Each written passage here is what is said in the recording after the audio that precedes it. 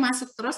Nanti saya yang akan merekap daftar hadirnya sesuai dengan nama. Makanya tadi saya share di grup bahwa di rename, NPM, dan nama, biar saya enak ngerekapnya. Jadi apa namanya,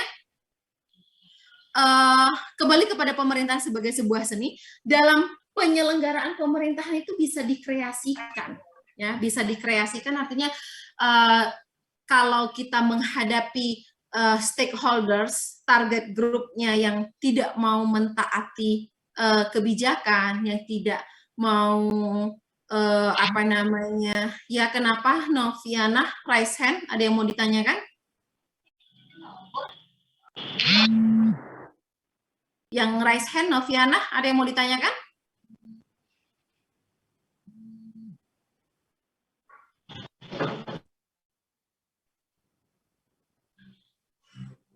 Nggak ada? Oke, jadi artinya bahwa bisa menghadapi follower, menghadapi apa namanya, stakeholders dalam penyelenggaraan pemerintahan itu bisa dilakukan dengan beraneka ragam. Ketika dia tidak mau menjalankan aturan, maka adanya penegakan sanksi. Misalnya penegakan sanksi tidak berhasil, maka dilakukan apa namanya itu, sosialisasi secara lebih mendalam dan lain sebagainya. Itu artinya bahwa dalam penyelenggaraan pemerintahan itu punya banyak gaya, ya. Ketika pemimpin itu tidak bisa followernya mentaati apa yang menjadi kebijakan, apa yang menjadi keputusan, maka punya banyak cara tertentu, pendekatan-pendekatan secara karismatik dan lain sebagainya yang menganggap sebagai sebuah seni. Nah, tetapi kalau kita melihatnya sebagai sebuah ilmu, ada ontologinya, ya, tentang ada dan realitas. Jadi artinya bahwa pemerintahan itu ada, ya, dan dia real, ya, pemerintahan itu ada dan dia real. Jadi sebagai sebuah refleksi yang sifatnya rasional, pemerintahan. Jadi kalau Anda belajar filsafat ilmu itu kan tolak ukur sebuah objek dikatakan sebagai sebuah ilmu, pertama dia harus rasional, dia harus masuk akal, ya, kalau Anda belajar filsafat ilmu. Jadi kalau kita melihatnya dari segi ontologis ini, pemerintahan itu mempunyai refleksi yang rasional, ya, dia masuk akal, bisa diterima oleh logika, bisa dijalankan dengan logika, ya, artinya bahwa dalam penyelenggaraan pemerintahan itu juga bisa apa namanya, logika itu menjadi sesuatu yang poin utama dalam penyelenggaraan pemerintahan. Jadi dia masuk akal, bisa diterima akal ketika bagaimana proses saya selaku pemerintah, ya, memberikan perintah kepada rakyat, kepada masyarakat, kemudian ditaati, ya, itu merupakan sebuah proses yang rasional. Artinya rasionalnya masyarakat ini bisa menerima apa yang menjadi keputusan saya yang kemudian dijalankan, ya. Itu salah satu penyebab, salah satu landasan kita bisa menyebut pemerintahan itu sebagai sebuah ilmu. Kemudian dia bersifat analitis, ya, atau bisa dilakukan analisis dan sintesis logika, ya. Dia bisa apa namanya itu, penggunaan logika dalam penyelenggaraan pemerintahan itu ada, yang kemudian dia bisa dipelajari secara sistematis, ya, dan objeknya real, objeknya ada. Gitu. Makanya saya bilang tadi bahwa pemerintahan itu harus berada dalam sebuah negara. Proses mentaati perintah yang dilakukan oleh pemberi perintah, saya analogikan tadi, misalnya saya memberikan tugas kepada Anda, kemudian Anda mengumpulkan tugas itu secara tepat waktu, artinya bahwa saya memberikan perintah dan Anda mentaati perintah, itu bukan pemerintahan, karena objeknya bukan sebuah negara. Makanya saya sampaikan bahwa di sini objeknya jelas, real, objeknya itu adalah negara, yang kemudian dia terlaksana secara sistematis. Gitu. Kemudian objek pemerintahan itu ada dua, ya, ada objek forma dan objek materia. Objek forma itu merupakan ciri khas, kekhususan. Objek materia itu ada kebiripan, ya, ada kesamaan. Ini yang kemudian menjadi benang merah yang memperjelas posisi ilmu pemerintahan, ya, terhadap ilmu-ilmu yang lain. Objek formanya dia berbicara, kekhususannya dia berbicara tentang pemerintahan, baik itu pusat, daerah, dalam konteks ini pemerintah desa juga termasuk di dalamnya, ya. Jadi artinya bahwa dia memiliki kekhasan, yang dibahas itu adalah masalah penyelenggaraan prosesnya di dalam pemerintahan itu. Ya, kita tidak apa namanya itu berbicara tentang sesuatu yang artinya bersinggungan atau yang tidak sesuai dengan proses penyelenggaraan pemerintahan itu. Kemudian berbicara tentang govern, pemerintah dan governate ya, jadi yang memberi perintah dan yang diperintah. Kemudian dia berbicara tentang hubungan antar lembaga, kemudian dia berbicara tentang output pemerintahan, fungsinya seperti apa, aktivitasnya seperti apa, dan gejala-gejala dalam penyelenggaraan pemerintahan itu seperti apa. Itu objek formanya. Objek materianya dia memiliki kemiripan atau memiliki irisan lah ya, kalau kita belajar diagram itu, memiliki irisan dengan ilmu politik, dengan ilmu administrasi negara, ilmu negara sendiri, dan ilmu hukum tata negara. Jadi dalam proses penyelenggaraan sebuah negara itu ada proses politik. Ya, pemilu dan pemilihan itu merupakan proses politik untuk mencapai kekuasaan itu. Nah, ilmu pemerintahan itu mempunyai irisan dengan ilmu politik itu. Kalau kita berbicara tentang strategi mendapatkan kekuasaan, kemudian kita berbicara tentang apa namanya itu besarnya kekuasaan dan lain sebagainya, kita berbicara tentang politiknya. Tetapi bagian mana pemerintahan ini? Bagaimana tata kelola supaya proses pemilihan umum ini bisa diselenggarakan dengan baik. Maka perlu ada lembaga yang menangani persoalan pemilu ini. Perlu ada KPU, perlu ada Bawaslu misalnya. Itu merupakan kajian dari ilmu pemerintahan. Prosesnya, proses politik. Ya, jadi tidak bisa dilepaskan satu sama lain. Makanya pada bagian otonom tadi sudah saya tekankan, kita memiliki kesamaan, kita memiliki kemiripan dengan bidang-bidang itu. Berbicara tentang ilmu administrasi negara itu lebih melihat bagaimana proses-proses yang sifatnya administratif dalam penyelenggaraan negara.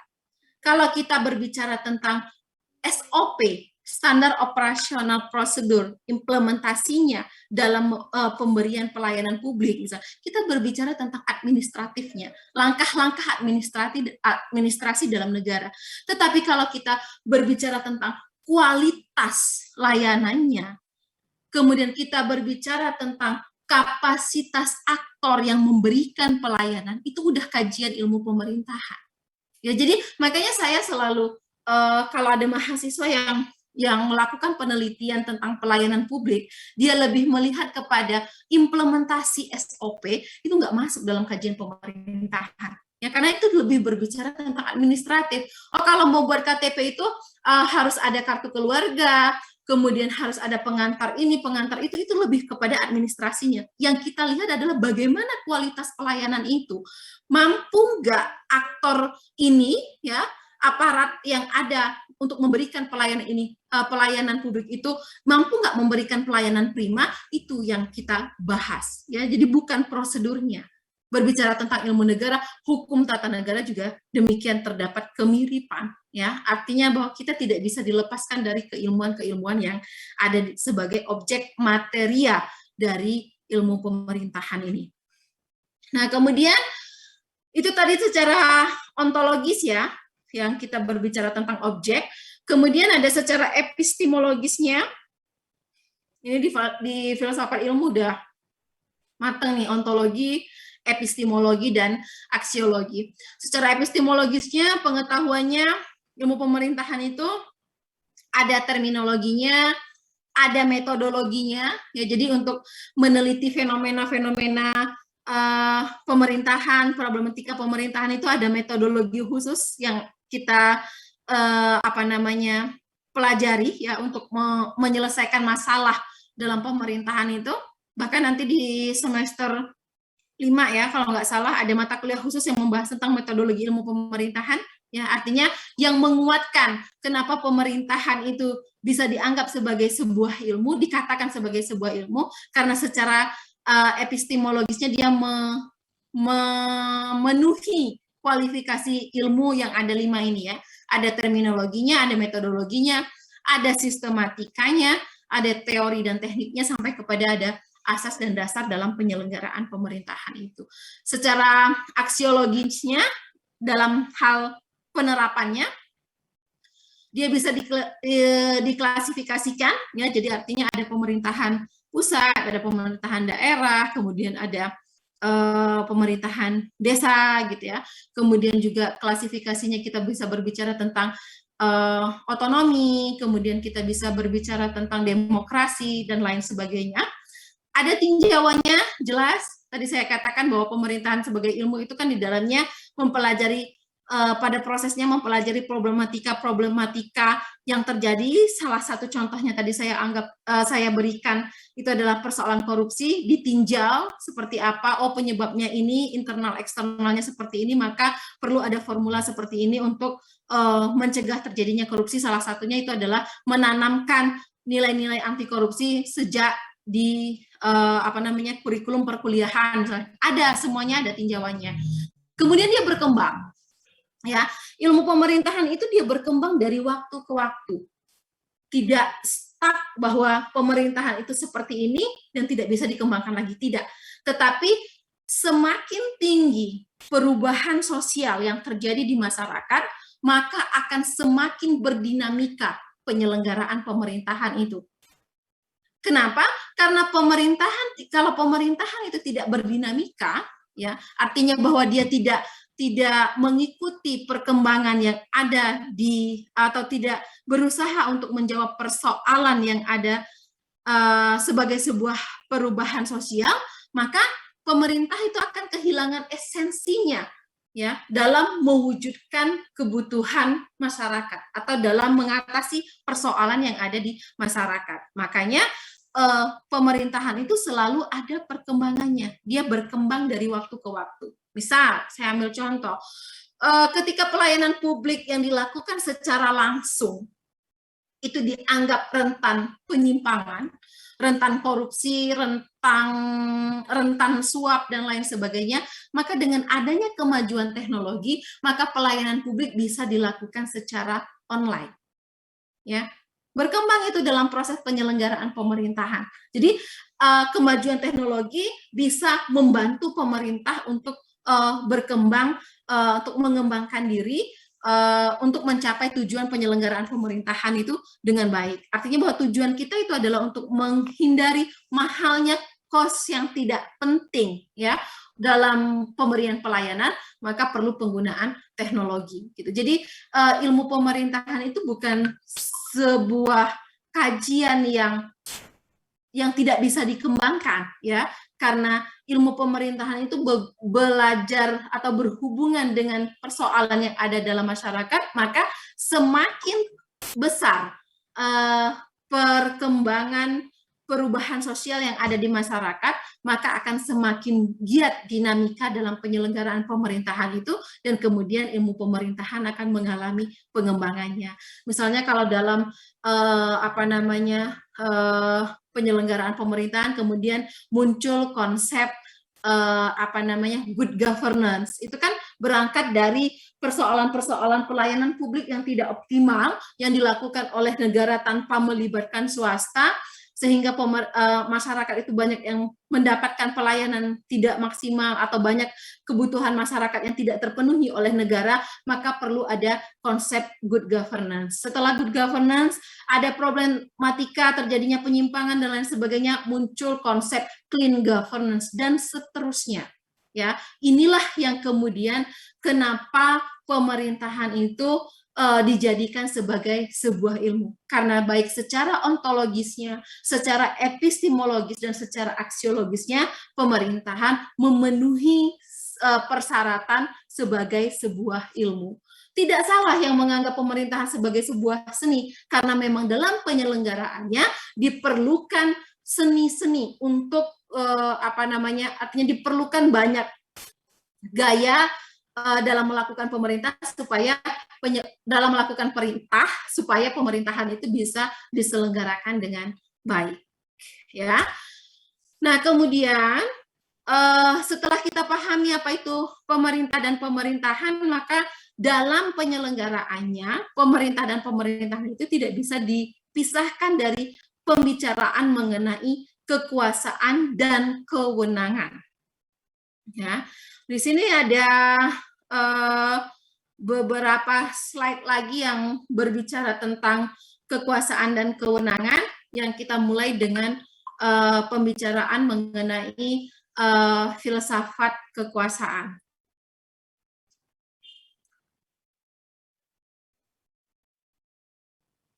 Oke, kekuasaan adalah, ya, ini menurut Max Weber, pengertian kekuasaan itu sebagai sebuah kesempatan bagi seseorang ataupun kelompok orang yang bisa digunakan untuk menyadarkan masyarakat akan kemauan-kemauannya sendiri, dengan sekaligus menerapkannya terhadap tindakan-tindakan perlawanan dari orang atau golongan tertentu. Ya, jadi Max Weber itu memandang yang namanya kekuasaan itu sebagai sebuah kesempatan. Ya, kalau kita berbicara kesempatan, artinya bahwa kekuasaan itu tidak selamanya dimiliki oleh satu orang ataupun kelompok orang. Ya, artinya lagi bahwa kekuasaan itu ada periodenya. Kalau bahasa mudahnya, bahasa gaulnya, ada masanya, gitu ya. Jadi ada masanya seorang individu ataupun kelompok itu memiliki kemampuan, ya, atau memiliki kekuatan untuk memaksakan, ya, memaksakan kemauannya atau memaksakan keputusannya sekaligus menerapkan terhadap kelompok-kelompok tertentu. Analogi dari kekuasaan itu adalah ketika, analogi sederhananya ya, belum kita kaitkan dengan pemerintahan, ketika saya itu ditugaskan, ya, melalui proses penugasan, bukan melalui proses pemilihan, ya, ketika saya ditugaskan oleh dekan untuk mengajar mata kuliah pengantar ilmu pemerintahan, di situ saya memegang kekuasaan. Saya memegang kekuasaan atas 3 kelas ini nih. Disitulah surat tugas penugasan itu dilakukan dalam 1 semester. Artinya ada masanya.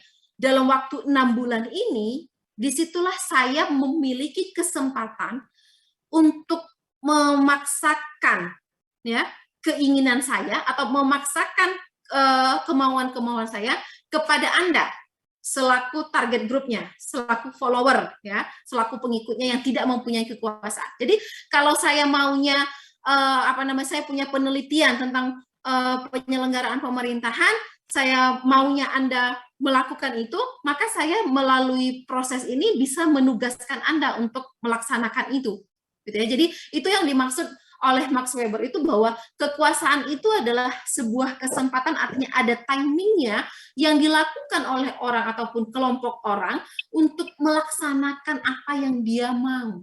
Ya, untuk melaksanakan atau untuk menerapkan apa yang dia mau terhadap kelompok tertentu. Dalam konteks ini adalah pemerintah terhadap masyarakat.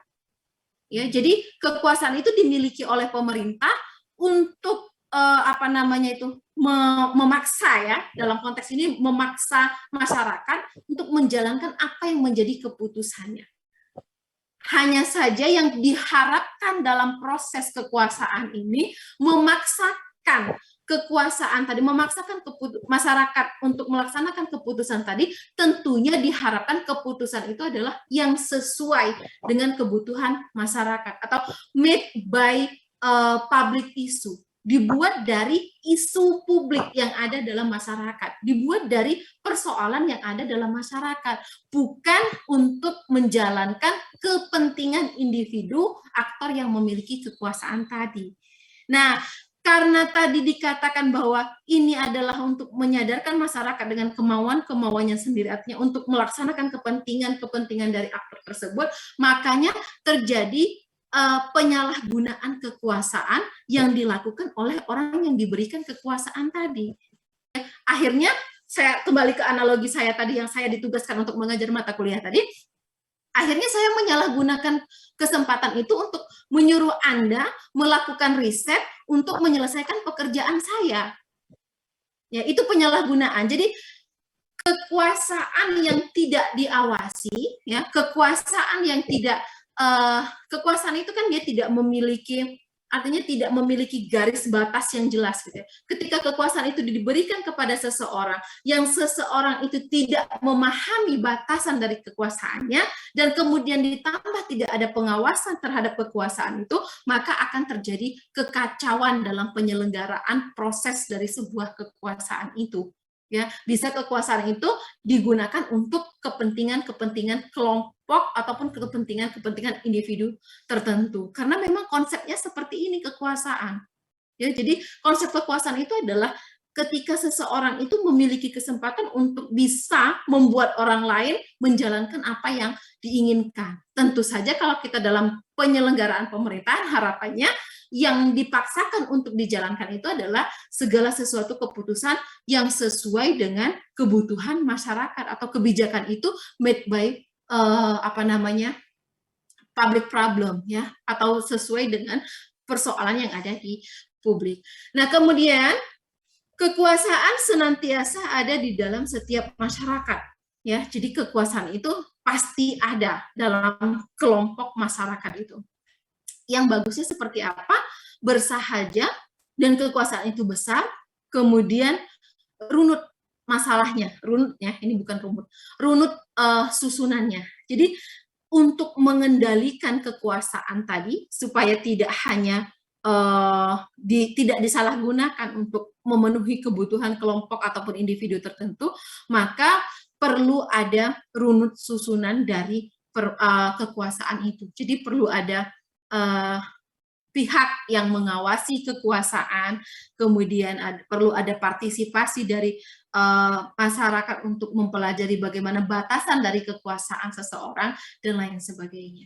Kekuasaan tidak dapat dibagi rata pada semua anggota masyarakat. Jadi kalau kita berbicara tentang kekuasaan negara ini, nggak bisa dibagi rata nih. Setiap masyarakat itu punya kekuasaannya, tiap individu itu punya kekuasaan yang seperti ini, tidak bisa dibagi rata. Tetapi kekuasaan ini berbicara tentang kemampuan, ya, berbicara tentang kemampuan untuk mempengaruhi pihak lain untuk kehendak yang ada pada pemegang kekuasaan.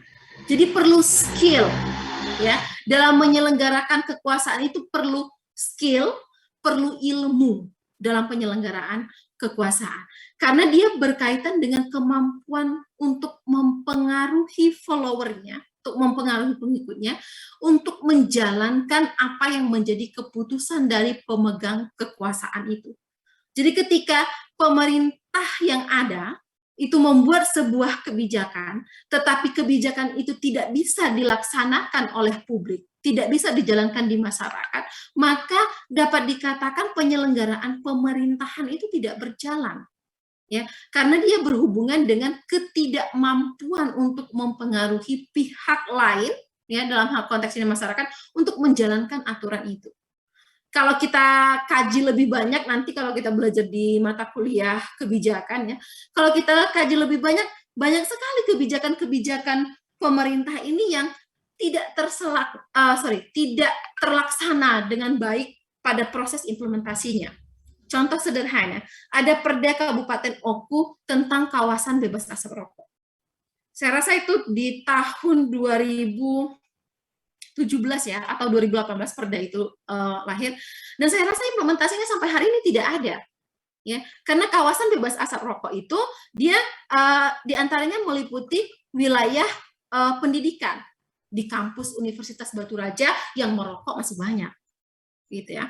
Jadi artinya bahwa kemudian di pusat-pusat permainan anak gitu, di taman kota yang merokok masih banyak.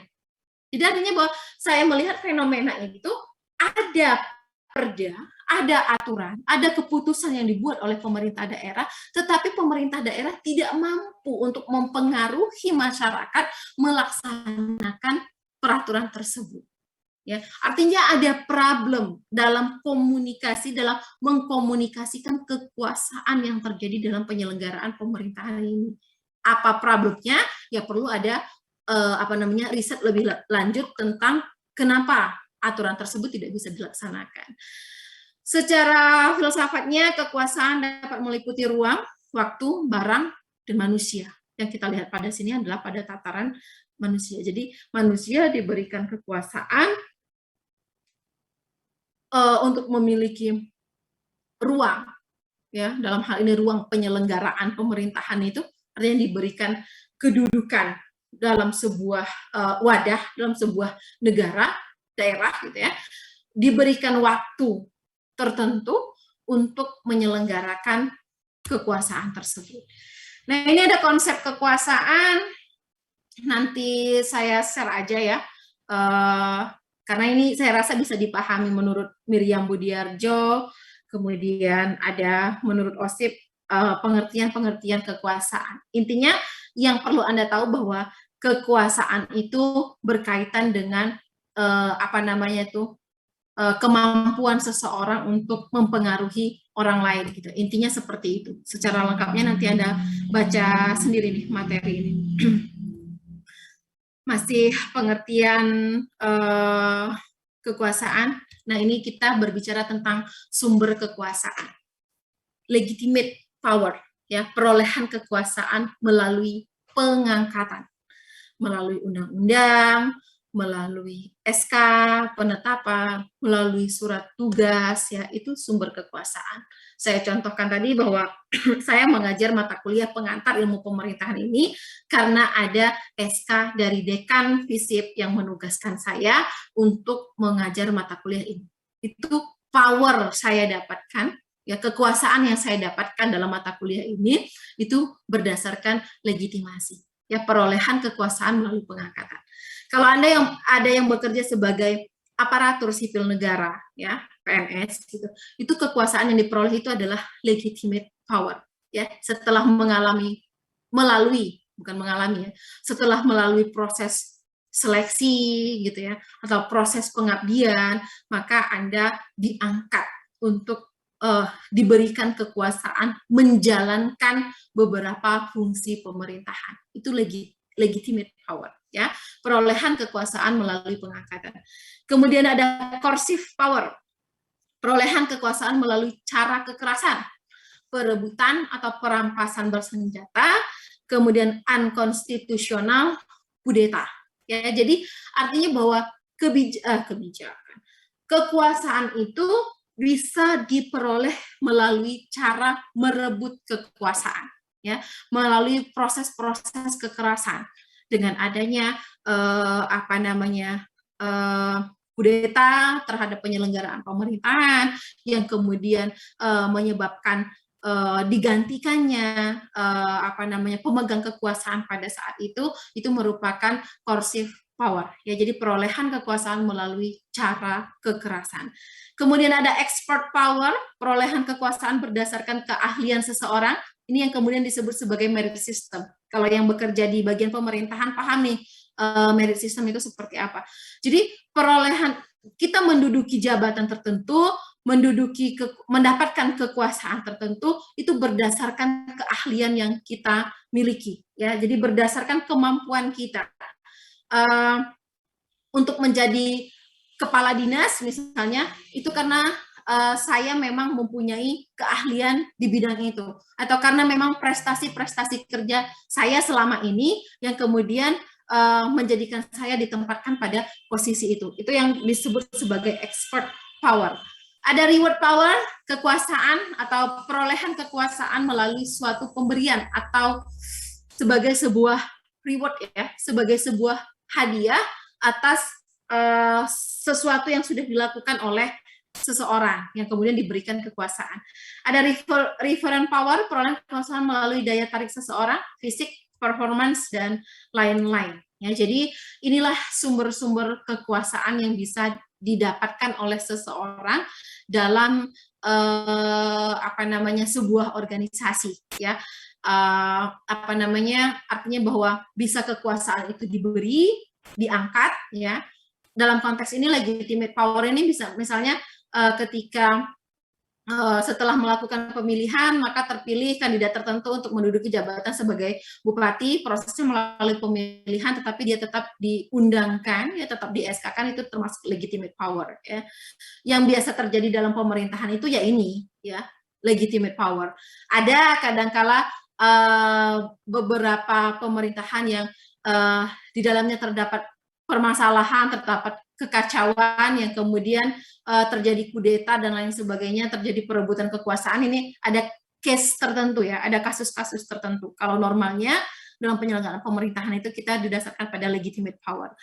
Expert power itu biasanya terjadi dalam perusahaan-perusahaan. Reward power juga seperti itu.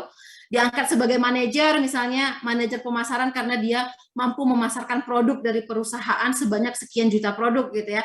Itu biasanya terjadi di perusahaan-perusahaan, atau terjadi dalam swasta, ya, dalam pemerintahan jarang terjadi. Termasuk referent power, gitu ya. Kalau dalam pemerintahan, referent power ini, perolehan kekuasaan melalui daya tarik ini dalam prosesnya, ya, mungkin bisa orang memilih seseorang untuk menjadi pemimpin itu karena mempunyai performance yang bagus, mempunyai fisik yang bagus dalam prosesnya, ya. Tetapi dalam pemberian kekuasaannya dalam pemerintahan tetap legitimate power normalnya. Nah, kemudian terakhir ini ada bentuk-bentuk kekuasaan, ada influence, persuasi, manipulasi, coercion, dan force, ya. Ada kemampuan untuk mempengaruhi orang, ketik lagi itu, orang lain agar mengubah sikap dan perilakunya secara sukarela. Kemudian ada kemampuan meyakinkan orang lain dengan argumentasi untuk melakukan sesuatu. Kemudian ada penggunaan pengaruh, dalam hal ini yang dipengaruhi tidak menyadari tingkah lakunya untuk mematuhi pemegang kekuasaan, ya. Jadi artinya ada sebuah proses manipulasi yang dia menggunakan kekuasaannya itu untuk mempengaruhi orang lain, yang dipengaruhi ini nggak sadar kalau itu dia sudah secara tidak langsung mematuhi pemegang kekuasaan. Biasanya ini dipengaruhi oleh proses komunikasi yang baik dari pemegang kekuasaan kepada followernya, gitu ya. Kemudian ada peragaan kekuasaan, ancaman paksaan, ya, dia menggunakan ancaman dan paksaan untuk berperilaku sesuai dengan kehendak pemilik kekuasaan. Misal saya memberikan paksaan bagi mahasiswa yang tidak membeli buku saya, misalnya, maka akan saya kasih nilai C, gitu. Nah, itu merupakan kekuasaan yang dilakukan dengan didasarkan kepada ancaman, ya. Dan biasanya ini tidak berlangsung lama, ya, karena loyalitas seseorang atas dasar ancaman itu tidak berlangsung lama, sehingga akan berpengaruh terhadap stabilisasi penyelenggaraan kekuasaan dari individu yang melakukan kekuasaan tadi, ya. Jadi analogi sederhananya, kalau saya paksakan, misalnya saya melakukan coercion tadi, bahwa yang tidak membeli modul saya, misalnya, akan saya kasih nilai D, misalnya.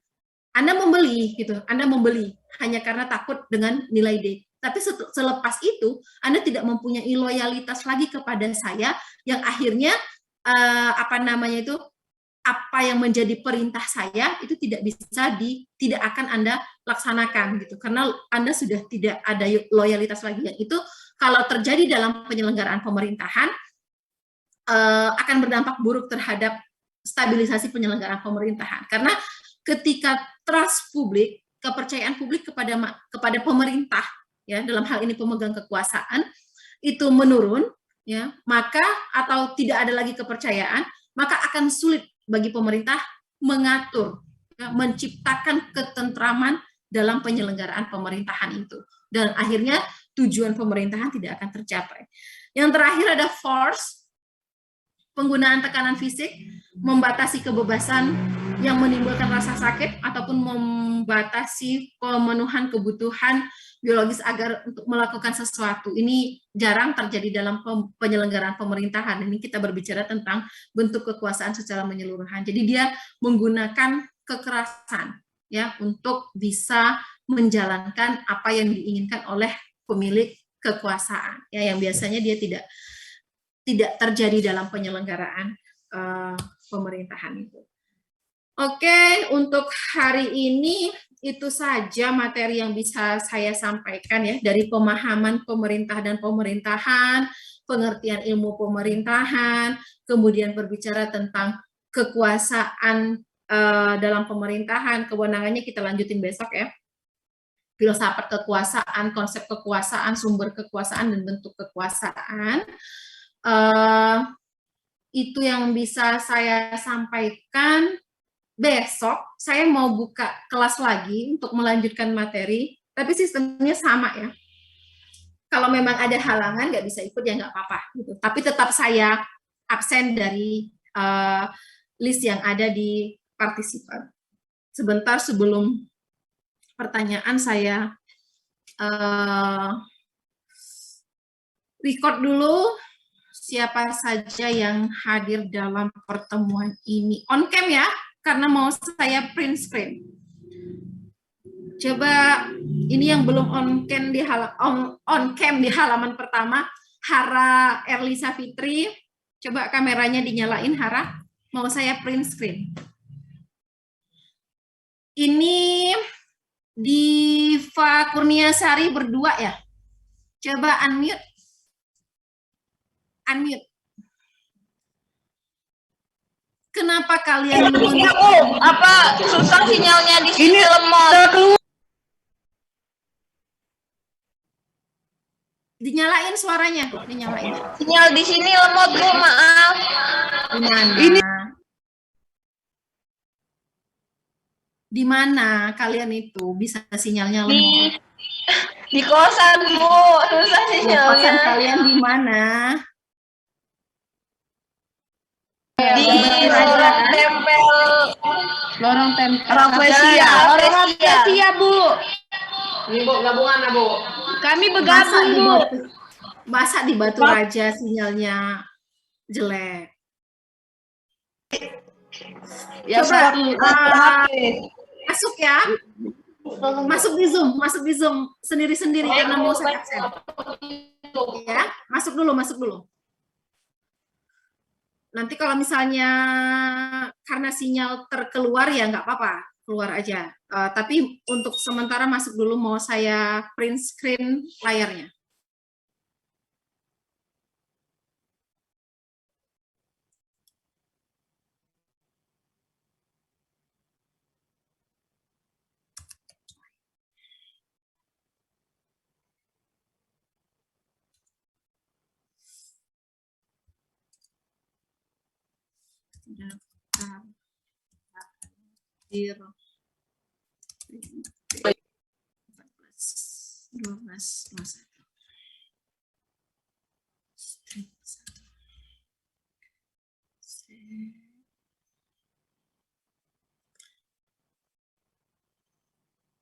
Oke, halaman 2 di layar kedua, coba Dwi Agung kameranya dinyalain.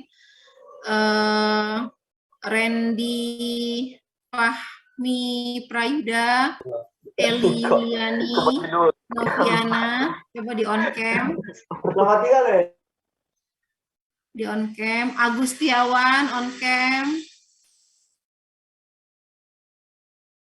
Mau saya print screen. Yang nggak on cam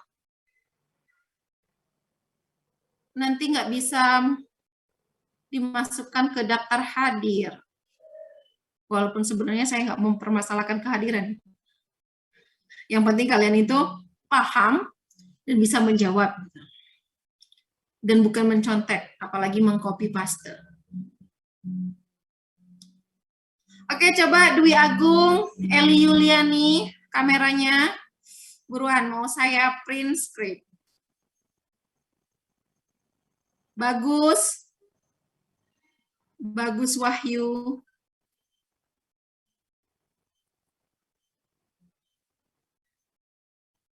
Besok kira-kira bisa luangnya jam berapa ya? Kebanyakan yang bisa luang jam berapa? Kalau A11, kelas A11 untuk jadwal kosong itu jam 1, Bu. jadwal tidak ada mata kuliah untuk hari Rabu. Ya, kalau hari Rabu itu dari pagi, sore juga ada jadwal. Tapi jam 1-nya kosong. Dari zuhur lah, dari zuhur sampai jam 3 kalau nggak salah. Ya udah, berarti kita sama aja kayak hari ini ya, kita share di jam 1 gitu. Oke. Mana nih Eli Dwi Agung? Mana? Print screen. Halaman 2. Jadi ada 29 orang yang hadir. 29 Zoom ya. Orangnya mungkin tadi masih menumpuk-numpuk tadi.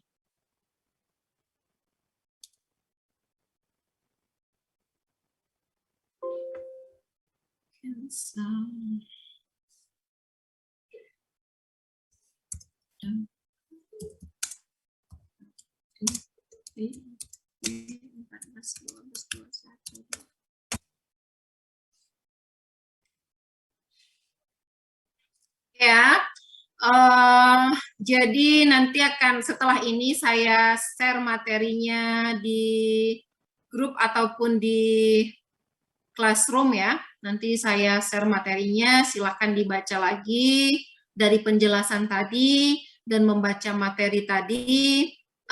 Kalau ada yang tidak dimengerti, besok ditanyakan.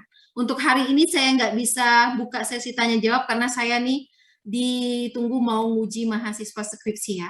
Jadi silahkan dibaca, dihubungkan dengan apa yang saya sampaikan tadi. Kalau nggak ngerti, besok kita boleh ditanyakan pada saat materi besok. Ya, jadi insya Allah Rabu, Kamis, Jumat itu masih akan saya padatkan dengan materi pengantar ilmu pemerintahan. Ya, nanti tugas UASnya kita bicarakan di pertemuan terakhir.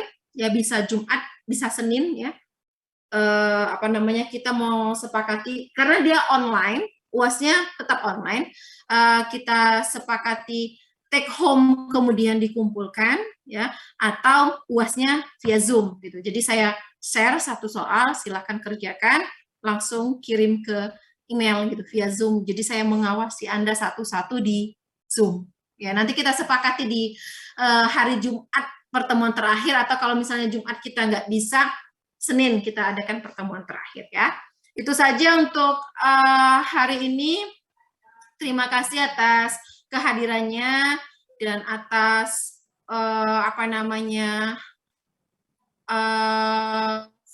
beberapa hal yang belum jelas dan belum saya beri kesempatan untuk bertanya. Saya mohon maaf ya, bisa ditanyakan besok. Mudah-mudahan dengan waktu yang tersisa kita bisa mempelajari yang masih materi-materi yang masih tunggakan. Hari ini kan udah ada tiga materi dari memahami ilmu pemerintahan, kemudian memahami tentang konsep pemerintah dan pemerintahan, kemudian kita memahami konsep kekuasaan. Artinya sudah ada 3 materi yang kita pelajari. Nanti bisa di Rabu, Kamis, Jumat ya, insya Allah 12 materi terpenuhi ya. Karena dari 16 pertemuan itu materinya 12, yang lainnya 4-nya untuk evaluasi. Ya, itu saja. Terima kasih atas kehadirannya. Saya akhiri. Assalamualaikum warahmatullahi wabarakatuh. Waalaikumsalam.